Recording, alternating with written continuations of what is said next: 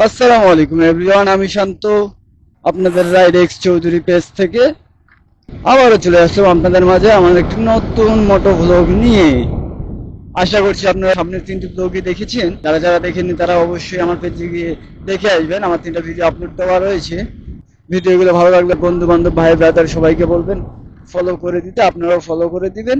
আরেকটা জিনিস না বললেই না, আমাদেরকে 5 ওয়াক্ত নামাজ পড়তে হবে অবশ্যই। দেড়টার সময় দোয়া পড়ে গাড়ি চালাতে হবে। অবশ্যই হেলমেট পরিধান করে গাড়ি চালাতে হবে। সে রাস্তা পুরোটাই কাদা, আবার ওপাশে কাদা দেখছি না, এদিকে এদিকে হয়তো বৃষ্টি হয়েছিল।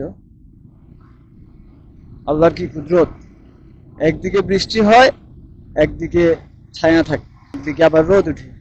আর সনাতন ভাই ব্রাদার বন্ধু বান্ধব সবাইকে জানাই শারদীয় শুভেচ্ছা। Here is my cockpit. তো বড় একটা শহরের একটা থানা, যার সামনের রাস্তার এই অবস্থা।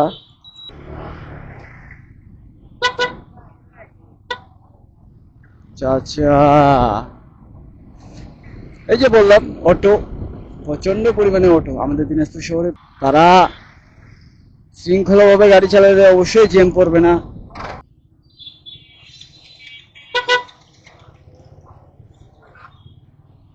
এই দেখেন দিনাজপুর শহরের অটোর অবস্থা দেখেন, কেউ পাশ দিয়ে, কেউ সাইড দিয়ে, কেউ যার যেভাবে মন চায় সে সেভাবেই অটো চালায়।